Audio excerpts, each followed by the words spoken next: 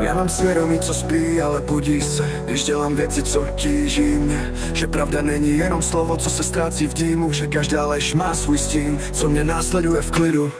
Nikdy neuteču, svědomí je můj stín. Zůstává, když jsem nahoře, i když jsem na dně sám. Ví, co jsem skrýval, co jsem neřekl nahlas, a i když mlčím, slyším jeho hlas. Svědomí mě hlídá, nenechá mě spát.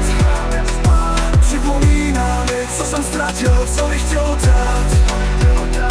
Je to můj kompas, co ukazuje správnou cestu.